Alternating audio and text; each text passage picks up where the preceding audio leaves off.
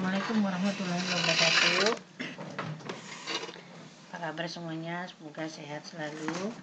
Sebelum kita memulai pelajaran melanjutkan materi kemarin, terlebih dahulu mari kita berdoa bersama-sama. Doa dimulai. Doa selesai. Hari ini akan kita lanjutkan tentang kasus pelanggaran hak dan pengingkaran kewajiban warga negara. Minggu lalu kita sudah tahu hak dan kewajiban negara dalam nilai ideal sila-sila Pancasila, hak dan kewajiban warga negara dalam nilai instrumen sila-sila Pancasila. Hari ini akan kita bahas tentang kasus pelanggaran hak dan pengingkaran kewajiban warga negara. Ada beberapa faktor penyebab terjadinya pelanggaran hak dan pengingkaran kewajiban sebagai warga negara. Nah, kita tahu setiap warga negara memiliki hak dan kewajiban yang pelaksananya harus sesuai dengan undang-undang dan peraturan yang berlaku. Namun dalam hal ini, kadang-kadang kerap terjadi pelanggaran hak dan pengingkaran kewajiban. Ada beberapa faktor yang menyebabkan terjadinya pelanggaran itu. Pertama, ada yang namanya egoisme. Sikap egois yang mementingkan diri sendiri ini biasanya adalah salah satu faktor yang paling utama karena terlalu banyak menuntut hak sehingga dengan sengaja melanggar hak orang lain dan kadang-kadang melupakan yang namanya sebuah kewajiban.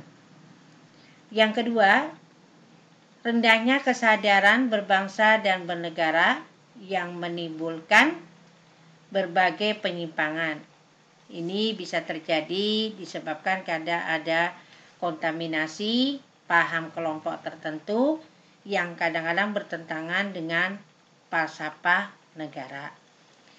Nah, sikap kesadaran berbangsa dan bernegara ini yang umum terjadi di masyarakat Indonesia memang sangatlah rendah karena kita tahu bahwa ada beberapa faktor yang menyebabkan kadang-kadang ketidakpedulian mereka terhadap sebuah peraturan atau juga mungkin karena kurang kepahaman mereka tentang yang namanya sebuah hak dan kewajiban yang dimiliki oleh setiap warga negara. Kemudian yang ketiga adalah faktor tidak toleran. Faktor tidak toleran ini bisa terjadi karena tidak menghargai orang lain, terutama yang berbeda latar belakang ekonominya, kemudian beda ras, beda agama. Ini merupakan salah satu faktor yang terjadi di dalam kehidupan masyarakat Indonesia yang dapat memicu pelanggaran hak dan pengingkaran kewajiban. Misalnya, sering terjadinya tindak diskriminasi. Kemudian selain itu tindak penyalahgunaan kekuasaan. Nah, biasanya ini terjadi pada orang-orang yang memiliki kekuasaan terhadap orang lain. Bisa saja seorang pemimpin sebuah perusahaan yang kadang-kadang mengabaikan haknya seorang karyawan. Nah, ini sering kita temui dalam lingkungan kita sehari-hari, apalagi hidup di lingkungan yang mempunyai pemimpin yang tidak memahami atau dalam artian pemimpin yang kurang peduli terhadap hak dan kewajiban dari yang namanya seorang karyawan. Nah, ini dari keempat faktor inilah yang umumnya sering terjadi namanya pelanggaran hak dan pengingkaran sebuah kewajiban. Nah, hingga saat ini masih banyak perilaku yang dianggap pelanggaran terhadap hak warga negara, baik yang dilakukan oleh negara maupun warga negara lain, misalnya tindak korupsi dan pemberian upah buruh yang rendah. Ada banyak kasus pelanggaran yang terjadi di Indonesia. Contoh pelanggaran hak asasi manusia.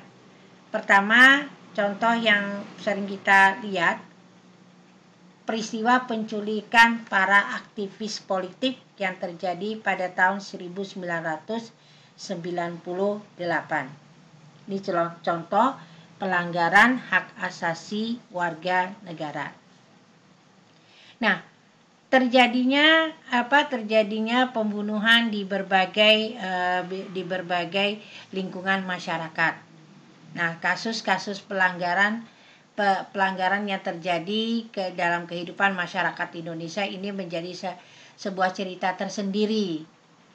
Nah, seperti terjadinya penculikan para aktivis politik ini. Kemudian kasus terbunuhnya tokoh bernama Marsina, seorang pekerja wanita PT Catur Putra Suryo Porong yang terjadi di Jawa Timur yang aktif demonstrasi menuntut haknya diperlakukan pemberian upah sesuai dengan UMR.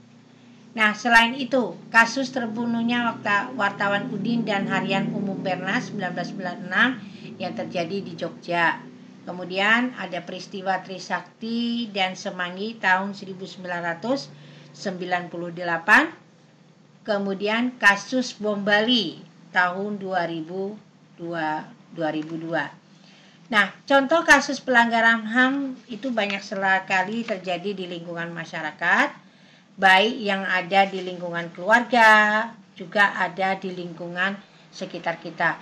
Contoh kasus pelanggaran HAM di lingkungan keluarga, di sini ada sifat orang tua yang selalu memaksakan kehendaknya kepada anak tanpa mengetahui keinginan yang pasti dari seorang anak. Kemudian ada sifat sering kita mendengar kasus orang tua menganiaya anaknya karena mungkin dianggap tidak mau menurut terhadap aturan orang tua, hingga akhirnya terjadi sifat seperti ini. Kemudian kasus terjadinya anak melawan atau menganiaya orang tua atau saudaranya. Kemudian terjadinya majikan memperlakukan asisten rumah tangga sewenang-wenang dan tidak memedulikan hak-haknya. Ini contoh kasus pelanggaran HAM di lingkungan keluarga. Nah, contoh kasus pelanggaran HAM di sekolah, ada sifat oknum guru melakukan kekerasan fisik kepada siswanya.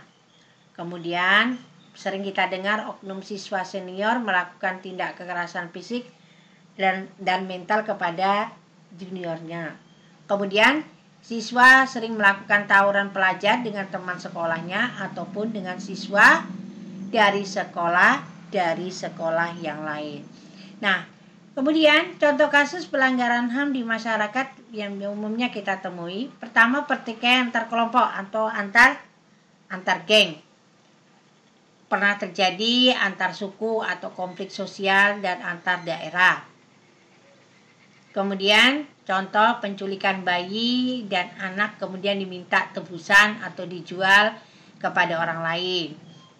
Nah, umumnya kemudian sering terdengar kasus pembunuhan, merusak sarana fasilitas umum karena kecewa atau tidak puas dengan keputusan pemerintah. Ini beberapa contoh kasus pelanggaran HAM di masyarakat.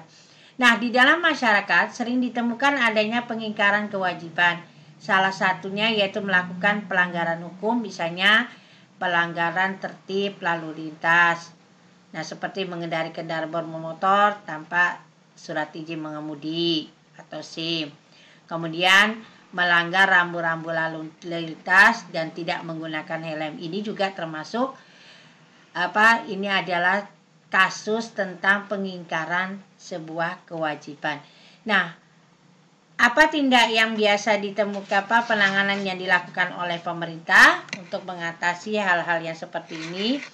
Berbagai upaya telah dilakukan bangsa Indonesia untuk mengatasi pelanggaran hak asasi manusia, dan upaya tersebut terlihat dengan meratifikasi instrumen-instrumen penting PBB tentang hak asasi manusia.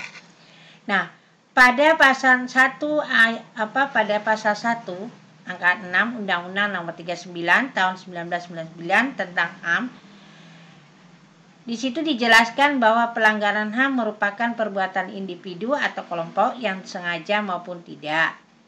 serta kelalaian yang secara hukum mengurangi, menghalangi, membatasi, dan mencabut HAM pihak yang lain dijamin undang-undang dan tidak mendapatkan penjelasan hukum yang adil. Nah, upaya pelanggaran HAM ini terlihat dengan meratifikasi instrumen-instrumen penting PBB. Nah, instrumen PBB tersebut yang diratifikasi: 1.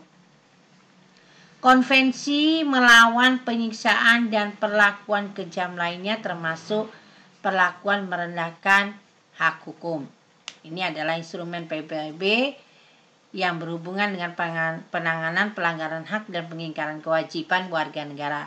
Kemudian ada yang namanya Kovenan Internasional untuk Hak Politik dan Hak Sipil atau disingkat dengan ICCPR.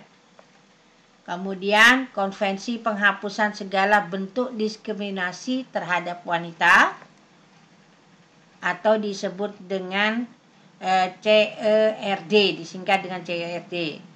Kemudian Konvensi Internasional Penghapusan Segala Bentuk Diskriminasi ras. Kemudian Kovenan Internasional untuk Hak-Hak Ekonomi, Sosial dan Budaya. Terakhir Konvensi Hak-Hak Anak. Nah, dengan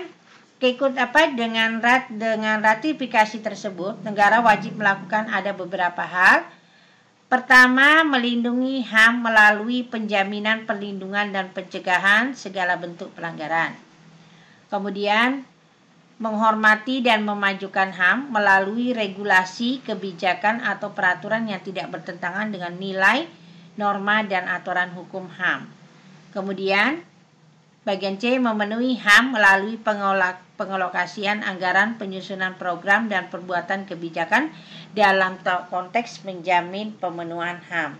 Nah, dengan keikutsertaan Indonesia dalam Komisi Antar Pemerintah Negara ASEAN, maka Indonesia memiliki kewajiban menjunjung tinggi HAM di wilayahnya. Nah, membangun partisipasi masyarakat dalam mencegah terjadinya pelanggaran HAM, pengingkaran terhadap kewajiban warga negara ini dapat diatasi dengan cara yang namanya preventif. Cara preventif adalah upaya pencegahan sebelum pengingkaran kewajiban itu terjadi. Artinya, ini dapat dilakukan melalui proses sosialisasi kewajiban-kewajiban yang harus dilakukan. Misalnya dengan cara membuat iklan layanan masyarakat untuk mengenalkan bagaimana peran kewajiban, hak dan kewajiban daripada warga negara. Bisa juga melalui proses pendidikan. Nah, selain itu ada cara yang dapat ditempuh, yakni dengan cara represif. Nah, cara represif adalah suatu tindakan aktif yang dilakukan pihak berwajib pada setiap pengingkaran kewajiban terjadi agar pengingkaran itu tidak terulang kembali. Nah, cara tersebut ini diperlukan. Nah, misalnya dengan memperlakukan denda kepada orang yang parkir sembarangan di jalan umum. Artinya memberikan sebuah sanksi bagi para pelanggar kewajiban yang harus yang dilakukannya. Ini dilakukan supaya terjadi keseimbangan antara pelaksanaan hak dan kewajiban agar dapat berjalan dengan baik. Nah, ini adalah cara penanganan yang diperlukan agar supaya pencegahan terjadinya pelanggaran hak dan pengingkaran kewajibannya sebagai seorang warga negara. Nah, kesimpulannya, cara represif dan cara preventif inilah merupakan satu hal yang ditempuh pemerintah Indonesia untuk memberikan tindak jera bagi si pelaku. Nah, ini bagian akhir dari hak dan kewajiban sebagai warga negara. Nah, kita ulangi penyebab terjadinya hak dan kewajiban hak dan pengingkaran kewajiban hak warga negara itu. Pertama, bisa dilakukan dalam artian Ada beberapa faktor yang menyebabkannya. Pertama, karena adanya sifat egoisme. Ada sikap egoisme yang dimiliki oleh seseorang. Nah, kemudian rendahnya pengetahuan, kesadaran berbangsa dan bernegara bagi masyarakat Indonesia. Nah, kemudian tidak adanya sikap toleran yang dimiliki oleh masyarakat Indonesia itu sendiri. Nah, kemudian selain itu ada tidak penyalahgunaan kekuasaan yang dilakukan terjadi di lingkungan masyarakat itu juga sebagai faktor penyebab terjadinya yang namanya pelanggaran hak dan kewajiban warga negara. Nah, berbagai macam kasus yang terjadi di Indonesia tadi itu juga sebagai faktor yang umum yang kita temui dalam kehidupan berbangsa dan bernegara. Nah, apa jalan yang ditempuh pemerintah? Melalui yang namanya sistem preventif dan sistem yang disebut dengan preventif dan represif. Nah, itu kesimpulan dari pelajaran hari ini. Sebelum Ibu akhiri, mari kita berdoa bersama-sama. Semoga apa yang Ibu sampaikan kamu bisa menerima dengan baik. Berdoa dimulai. Berdoa selesai. Sebelumnya mudah-mudahan minggu depan kita akan masuk soal-soal. Semoga kamu bisa memiliki bukunya agar memudahkan untuk mengerjakan soal minggu depan. Itu saja dari Ibu. Lebih dan kurangnya Ibu mohon maaf. Assalamualaikum warahmatullahi wabarakatuh.